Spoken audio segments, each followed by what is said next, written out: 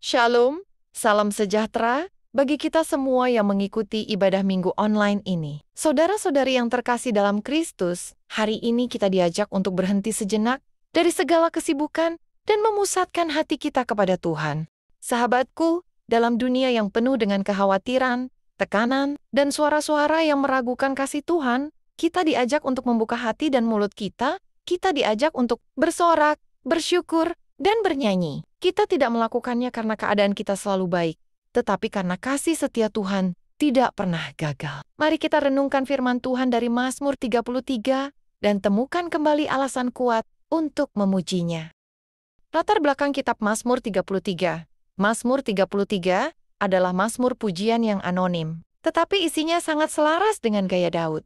Mazmur ini mengajak umat Tuhan untuk memuji dan memuliakan Tuhan, bukan hanya secara pribadi, tapi juga secara komunal. Mazmur ini muncul dalam konteks umat yang menyadari bahwa Tuhan adalah pencipta langit dan bumi, penguasa sejarah bangsa-bangsa, dan penjaga umatnya. Penekanan utama dari Mazmur ini adalah kasih setia Tuhan yang tidak berubah. Inilah yang menjadi dasar pengharapan dan iman umat dalam segala situasi saat ini. Ayat 1, bersorak-sorailah, hai orang-orang benar dalam Tuhan, sebab memuji-muji itu layak bagi orang-orang jujur. Tafsiran, pemazmur menyapa orang-orang benar, yaitu mereka yang hidup sesuai dengan kehendak Tuhan, dengan hati yang bersih dan lurus. Mereka diajak untuk bersorak-sorai, yaitu mengungkapkan sukacita dengan suara yang penuh gairah dan semangat. Namun, seruan ini bukan ajakan untuk kegembiraan kosong, melainkan sukacita yang berakar dalam relasi dengan Tuhan. Hanya mereka yang hidup benar di hadapan Dia yang dapat mengalami pujian sejati. Pemazmur juga menegaskan bahwa memuji Tuhan adalah hal yang layak, artinya pantas, cocok, bahkan seharusnya dilakukan oleh orang percaya. Pujian bukan hanya bagian dari ibadah formal, melainkan ekspresi alami dari hati yang telah mengalami kebaikan dan kasih. Tuhan, seperti seorang anak yang merasakan kasih orang tuanya dan secara spontan mengatakan terima kasih. Demikian pula umat yang merasakan kasih Tuhan akan bersorak dan memujinya. Ayat 2. Bersyukurlah kepada Tuhan dengan kecapi, bermazmurlah baginya dengan gambus 10 tali. Tafsiran, ayat ini menunjukkan bahwa pujian bukan hanya dilakukan dengan suara, tetapi juga dengan alat musik. Kecapi dan gambus 10 tali adalah alat musik yang populer dalam ibadah Israel. Ini menunjukkan bahwa pujian kepada Tuhan itu melibatkan ekspresi yang utuh, baik suara, musik, dan keterampilan. Ada unsur keindahan, harmoni, dan keterlibatan aktif. Kita tidak dipanggil untuk memuji Tuhan dengan setengah hati, melainkan dengan seluruh keberadaan kita. Selain itu, penggunaan alat musik menunjukkan bahwa pujian adalah sesuatu yang bisa dipersiapkan dan diarahkan. Pujian bukanlah kekacauan emosi, tapi pengabdian yang kreatif dan tertib, mencerminkan kemuliaan Tuhan yang teratur dan indah. Ayat 3, nyanyikanlah baginya nyanyian baru. Petiklah kecapi baik-baik dengan sorak-sorai. Tafsiran, frasa nyanyian baru tidak selalu berarti lagu yang baru diciptakan, tetapi merujuk pada pengalaman baru akan kasih dan karya Tuhan yang patut dirayakan. Setiap hari kasih Tuhan dinyatakan dalam hidup kita, dan itu memberi alasan baru untuk menyanyikan pujian yang segar. Petiklah kecapi baik-baik mengandung arti bermain dengan keterampilan, yaitu pujian kepada Tuhan harus dilakukan dengan kesungguhan, keindahan, dan kualitas terbaik. Ayat 4. Sebab firman Tuhan itu benar, segala sesuatu dikerjakannya dengan kesetiaan. Tafsiran, firman Tuhan bukanlah sembarang kata. Ia adalah kebenaran yang tak tergoyahkan. Dalam dunia yang penuh kebohongan dan ketidakpastian, firman Tuhan adalah pelita yang menerangi jalan hidup umatnya. Segala sesuatu yang Tuhan lakukan tidak pernah melenceng dari keadilan dan kesetiaan. Ia tidak pernah lalai atau menipu. Apa yang dikatakannya pasti digenapi. Inilah yang menjadi alasan pertama mengapa umat harus memuji Tuhan, karena karakter dan pekerjaannya dapat diandalkan. Ayat 5 melanjutkan, ia senang kepada keadilan dan hukum. Bumi penuh dengan kasih setia Tuhan. Tafsiran, Tuhan bukan hanya benar secara pribadi, tetapi ia juga mencintai kebenaran dan keadilan dalam ciptaannya. Ini menunjukkan bahwa Tuhan bukan Allah yang jauh atau acuh, tetapi aktif bekerja di dunia ini, menegakkan nilai-nilai kebenaran dan kasih. Bahkan ketika dunia tampak kacau, pemazmur melihat dengan mata iman, bumi ini penuh dengan kasih setia Tuhan. Ungkapan ini adalah seruan iman bahwa di balik penderitaan dan kesulitan, kasih Tuhan tetap nyata di mana-mana, baik di alam, dalam relasi, dan dalam pemeliharaan sehari-hari. Ayat 6-7.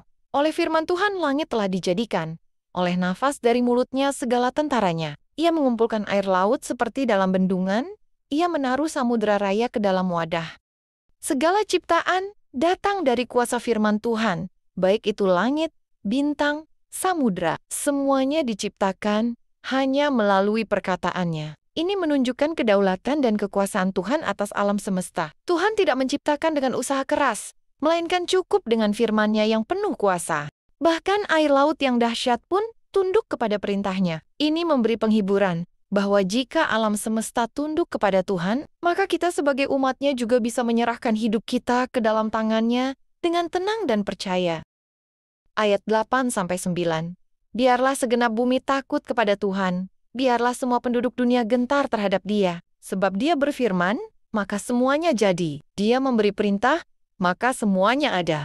Tafsiran, ketika Tuhan berfirman, semuanya jadi tanpa keraguan, tanpa kegagalan. Ini menunjukkan bahwa tidak ada satupun di dunia ini yang terjadi secara kebetulan. Tuhan adalah penguasa mutlak yang menciptakan, menopang dan mengatur segala sesuatu. Maka, ketika kita memuji Tuhan, kita tidak hanya menyanyikan lagu, tapi juga menyembah pribadi yang menciptakan segala sesuatu dengan firman-Nya dan menopang dunia dengan kasih-Nya. Ayat 10-11. Tuhan menggagalkan rencana bangsa-bangsa.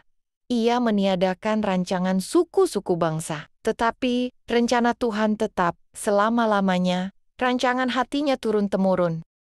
Tafsiran, dalam dunia ini, bangsa-bangsa dan pemimpin-pemimpin besar sering membuat rencana-rencana besar dengan penuh percaya diri, baik untuk membangun kekuasaan, mengejar kepentingan ekonomi, atau memperluas pengaruh. Namun pemazmur menegaskan bahwa Tuhan yang memegang kendali atas sejarah. Tidak ada satupun strategi manusia yang dapat berhasil jika tidak sejalan dengan kehendak-Nya. Rencana manusia bersifat sementara dan terbatas, sedangkan rencana Tuhan bersifat kekal dan tak tergoyahkan. Ini menjadi penghiburan bagi orang percaya. Meski dunia tampak kacau, Tuhan tetap memegang kendali dan rancangannya tidak akan gagal. Ayat 12. Berbahagialah bangsa, yang Allahnya ialah Tuhan, suku bangsa yang dipilihnya menjadi miliknya sendiri. Ayat ini menunjukkan bahwa kebahagiaan sejati tidak berasal dari kekuatan ekonomi, militer, atau politik, melainkan dari relasi dengan Tuhan. Bangsa yang diberkati adalah bangsa yang hidup dalam ketundukan kepada Allah dan mengalami bimbingannya setiap hari. Dalam konteks Israel, ini merujuk kepada umat pilihan yang menerima perjanjian kasih dari Tuhan. Namun, dalam terang perjanjian baru, kita sebagai gereja, umat dari segala bangsa juga disebut sebagai umat kepunyaannya. Maka, sebagai umat yang telah ditebus oleh Kristus, kita diajak untuk bersyukur karena dipilih menjadi milik pusaka Tuhan dan hidup sesuai dengan rancangannya yang kekal. Ayat 13-15. Tuhan memandang dari sorga. Ia melihat semua anak manusia. Dari tempat kediamannya, Ia menilik semua penduduk bumi. Dia yang membentuk hati mereka sekalian, yang memperhatikan segala pekerjaan mereka. Tafsiran, Tuhan tidak tinggal jauh di takhta-Nya tanpa peduli. Ia melihat, mengamati, dan memahami setiap hati dan tindakan manusia. Ayat ini menekankan bahwa Tuhan adalah pencipta sekaligus pengamat, yang tidak hanya membentuk manusia secara fisik, tetapi juga mengetahui isi hatinya. Ini mengingatkan kita bahwa tidak ada yang tersembunyi dari Tuhan, baik itu niat, motivasi, dan tindakan kita semua ada di hadapan-Nya. Maka, kita dipanggil untuk hidup dengan integritas, karena Tuhan memperhatikan bukan hanya hasil, tapi juga hati di balik perbuatan. Ayat 16-17. Seorang raja tidak akan selamat oleh besarnya kuasa. Seorang pahlawan tidak akan tertolong oleh besarnya kekuatan. Kuda adalah harapan sia-sia untuk mencapai kemenangan, yang sekalipun besar ketangkasannya, tidak dapat memberi keluputan. Tafsiran, di dunia ini, manusia cenderung mengandalkan kekuatan militer, kekayaan, pengaruh, atau strategi. Namun pemazmur menegaskan bahwa semua itu tidak menjamin keselamatan. Kuda sebagai simbol kekuatan dan kecepatan perang pada zaman itu juga tidak bisa diandalkan sepenuhnya. Pesan ini sangat relevan bagi kita sekarang. Jangan menggantungkan hidup dan rasa aman kita pada hal-hal duniawi, sebab semuanya bisa runtuh sewaktu-waktu. Hanya Tuhan yang layak menjadi tempat perlindungan dan pengharapan. Ayat 18-19. Sesungguhnya, mata Tuhan tertuju kepada mereka yang takut akan Dia, kepada mereka yang berharap akan kasih setianya, untuk melepaskan jiwa mereka daripada maut dan memelihara hidup mereka pada masa kelaparan.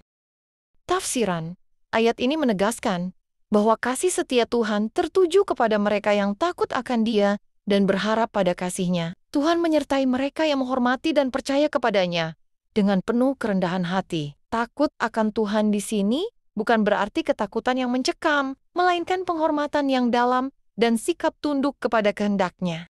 Mereka yang berharap kepadanya akan mengalami pemeliharaan yang nyata. Kata Daud, Ia hendak melepaskan jiwa mereka dari maut dan memelihara hidup mereka pada masa kelaparan. Ini menunjukkan bahwa Tuhan tidak hanya peduli secara rohani, tetapi juga memelihara kebutuhan fisik umat-Nya. Dalam masa sulit, dalam kekurangan, bahkan di ambang kematian, Tuhan adalah penolong yang setia. Ayat 20. Jiwa kita menanti-nantikan Tuhan. Dialah penolong kita dan perisai kita. Tafsiran. Setelah memaparkan kebesaran dan kasih setia Tuhan, pemazmur kini menutup dengan sikap iman yang aktif. Katanya, kita menanti-nantikan Tuhan. Ini bukan menunggu pasif, melainkan kepercayaan yang teguh di tengah situasi yang belum berubah. Ketika manusia lain sibuk mencari kekuatan dalam dunia, umat Tuhan menaruh harapan hanya kepadanya. Dia disebut penolong karena menyelamatkan, dan perisai karena melindungi. Ayat ini mengajarkan kita untuk tidak terburu-buru mengambil kendali sendiri, tetapi belajar menantikan campur tangan Tuhan dengan iman. Ayat 21. Ya, karena Dia hati kita bersukacita, sebab kepada nama-Nya yang kudus kita percaya. Tafsiran, sukacita sejati tidak datang dari situasi, tetapi dari relasi yang hidup dengan Tuhan. Ketika hati percaya kepada nama Tuhan yang mencerminkan karakter, kuasa, dan janji-Nya, maka timbul sukacita yang tidak tergoncangkan oleh keadaan. Ini adalah buah dari iman yang bertumbuh dalam pengenalan akan Tuhan yang setia. Kita bersukacita bukan karena semua berjalan lancar, tapi karena kita tahu siapa yang menyertai kita. Ayat 22 menutup mazmur ini dengan permohonan yang indah. Kasih setiamu, ya Tuhan, kiranya menyertai kami, seperti kami berharap kepadamu. Artinya, setelah mengakui bahwa Tuhan layak dipuji dan bahwa kekuatan sejati ada padanya, umat Tuhan memohon agar kasih setianya terus nyata dalam hidup mereka. Permohonan ini bukan permintaan kosong, melainkan sebuah pengakuan penuh iman dan kerendahan hati bahwa tanpa kasih setia Tuhan, hidup tidak memiliki arah. Mereka berharap bukan kepada berkat duniawi, tetapi kepada Tuhan sendiri.